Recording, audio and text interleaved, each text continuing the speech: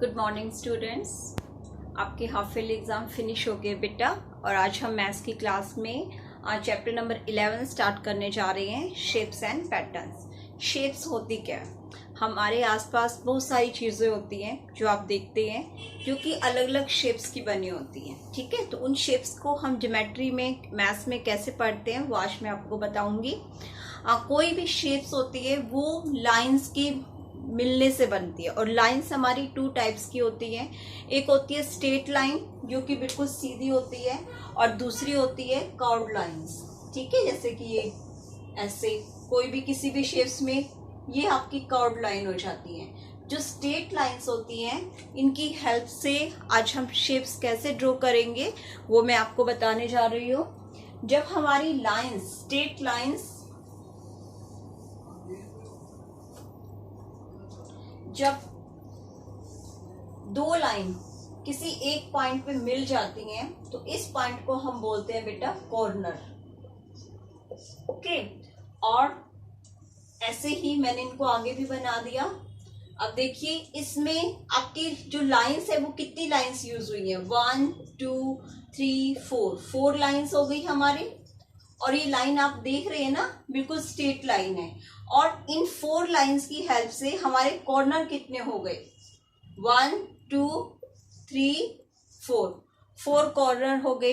अब ये जो कॉर्नर होते हैं, अब जब ये इसके अंदर की जो पॉइंट्स होते हैं, जब उनको हम मिला देते हैं तो उससे हमारी जो शेप्स बनती है, लाइंस जो कहलाती है, वो हमारे कहलाते हैं बेटा डायगोनल। ओके, तो देखो डायगोनल हमारे कौन से पॉइंट्स होते हैं? अंदर के जो पॉइंट्स मिल जाते हैं। यहाँ इस वाले कॉर्नर से ये कॉर्नर जब मिल जाएगा, और इस कॉर्नर से जब ये कॉर्नर मिल जाएगा,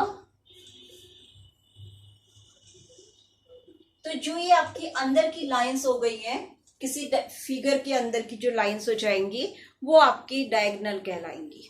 ठीक है, अब शेप्स में आपकी चैप्टर नंबर 11 में 2 टाइप की शेप्स हैं। फर्स्ट 2D शेप्स, जिसमें 2 डायमेंशंस होते हैं, लेंथ और ब्रेथ ओनली। दूसरा है 3D शेप्स, जिसमें 3 डायमेंशन होते हैं, लेंथ, ब्रेथ और हाइट। आज हम 2D शेप्स के बारे में पढ़ेंगे, जिसको हम प्लेन और फ्लैट शेप्स भी बुलाते हैं।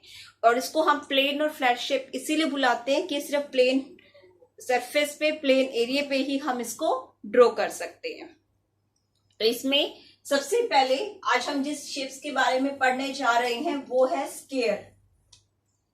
आपने नाम सुना हुआ है ना ऑलरेडी स्क्वायर के बारे में। स्क्वायर क्या होता है? ये देखिए, मैं ड्रॉ कर रही हूं स्क्वायर।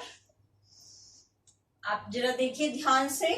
आप देखेंगे तो देखो ये चारों तरफ से एक जैसा दिखाई दे रहा है ना। अब एक बुकलेट भी दिखा रही हूं, देखो, ये देखो मेरे हाथ में एक बुक है, ये भी आप देखो बिल्कुल यहां से भी इक्वल है, यहां से भी इक्वल है, ये भी इक्वल है और ये भी इक्वल लग रही है ना। बिल्कुल एक जैसा दिख रहा है चारों साइड से। तो ये हमारी स्क्वायर शेप की बुक है। ओके, साइड्स कैसे काउंट करेंगे इसके? देखो 1 2 3 एंड 4। और कॉर्नर मैंने बताया ना, 2 लाइंस जब मिल जाती हैं तो एक ये लाइन और एक ये लाइन कहां पे मिल रही है? इस वाले पॉइंट पे। तो 1 कॉर्नर, फिर ये 2 कॉर्नर, 3 कॉर्नर और ये 4 corner.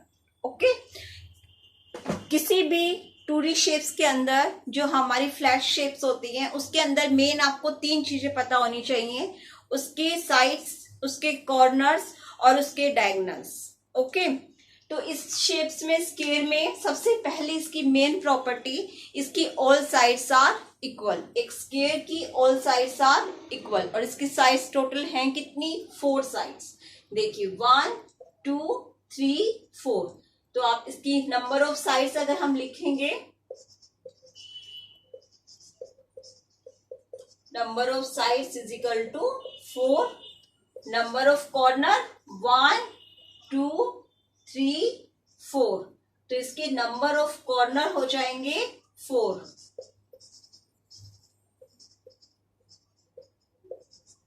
And number of diagonal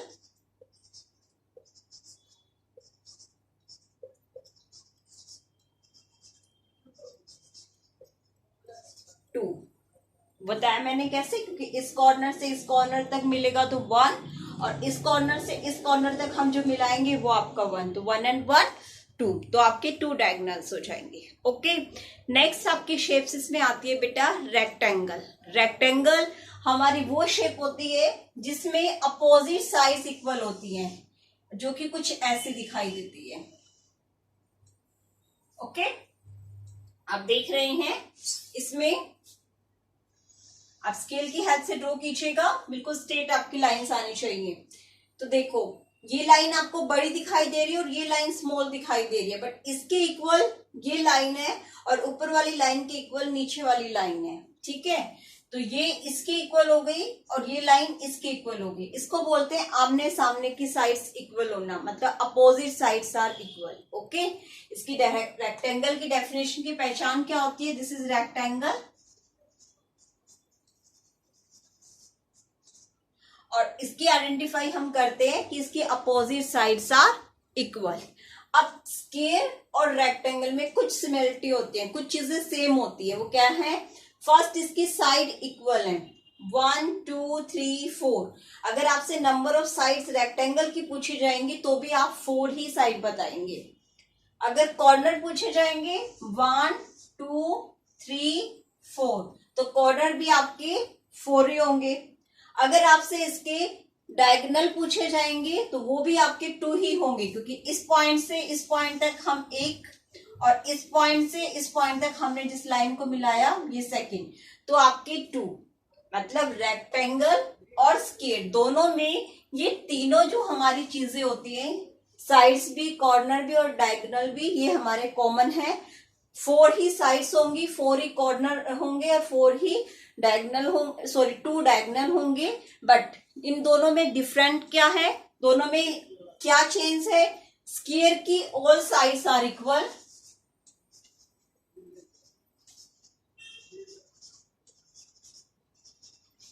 but rectangle में अपोजिट्स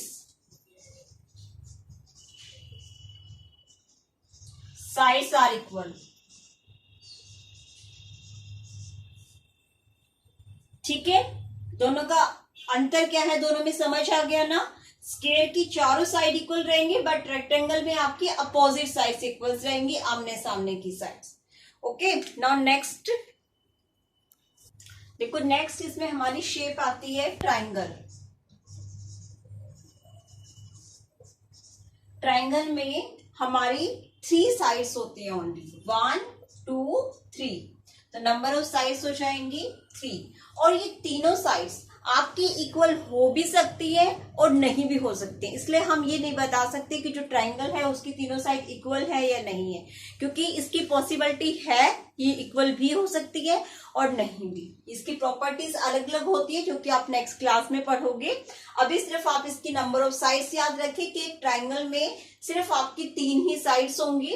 अब 3 साइड्स है तो देखो 1 2 3, और 3 ही पॉइंट पे ये मिल रही है लाइंस। ठीक है, तो इसके कॉर्नर भी कितने हो जाएंगे? 3। और इसमें कहीं पर भी अब जो आपका डायगोनल है उसको ड्रॉ नहीं कर सकते, क्योंकि 2 पॉइंट्स जो एक दूसरे को बीच में किसी एक पॉइंट पे क्रॉस करें वो इसमें नहीं ड्रॉ हो रहा है, तो इसके जो आपके डायगोनल हो जाएंगे वो आपके 0 हो जाएंगे।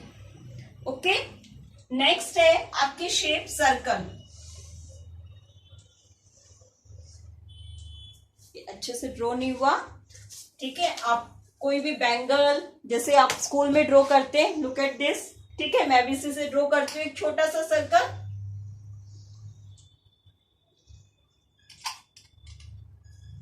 ओके, किसी भी गोल जो राउंड फिगर है उसको यूज करके आप सर्कल ड्रॉ कर सकते हैं। ये हमारा सर्कल है, और एक सर्कल के अंदर ना तो कोई साइड होती है, ना ही कोई कॉर्नर होता है, और ना ही कोई डायगोनल होता है। ठीक है, तो नेक्स्ट हमारी फिगर आ जाएगी। नेक्स्ट इसमें शेप हमारी जो है वो है काइट, जिसमें आपकी ऊपर की 2 साइड्स रहेंगी और नीचे की 2 साइड्स ऐसे लंबी रहेंगी। ऊपर की दोनों साइड्स एक दूसरे की इक्वल हो भी सकती है और नहीं भी, और सेम टू नीचे। यहाँ पे आपकी नंबर ऑफ जो साइड्स रहेंगी काइट में ये 4 ही रहेंगी बेटा। नंबर ऑफ कॉर्नर भी इसके 4 रहेंगे। ये देखिए जहां पे मैंने सर्कल किया ये सब इसके कॉर्नर हैं।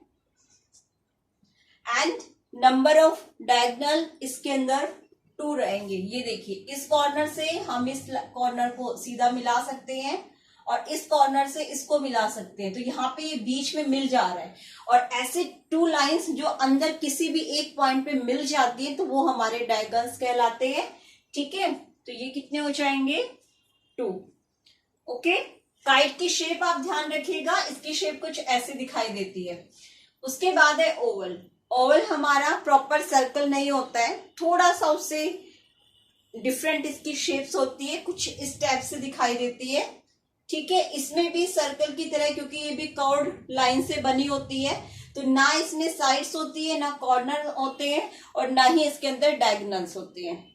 तो आपकी एक्सरसाइज है बेटा 11.1 जो कि पेज नंबर 153 पे गिवन है।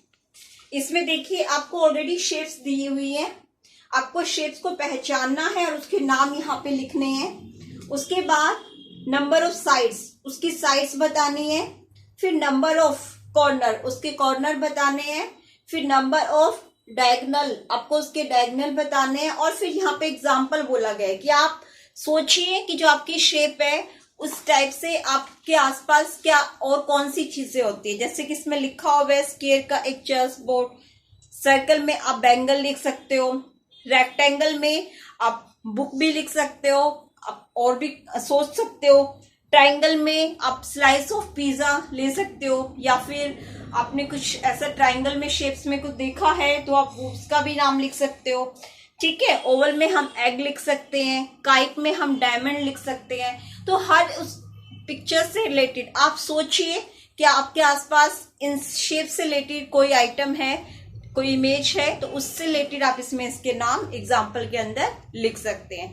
जरूरी नहीं है कि ये नाम सब बच्चों के सेम हो, ये सबके डिफरेंट भी हो सकते हैं, अलग अलग भी हो सकते हैं। तो बाकी मैं एक्सरसाइज के क्वेश्चंस आपको ऑडियो से भी एक्सप्लेन करूंगी, बट अगर आपने ये फिगर्स अच्छे से समझ लिए तो आप इसको एक बार खुद से ट्राई कीजिएगा और आप इसको बुक में ही फिल कीजिएगा। कॉपी में आपको जो नोट करना है वो मैं आपको पिक क्लिक करके ग्रुप में सेंड कर दूंगी, उसको आप नोट कीजिएगा। Thank you.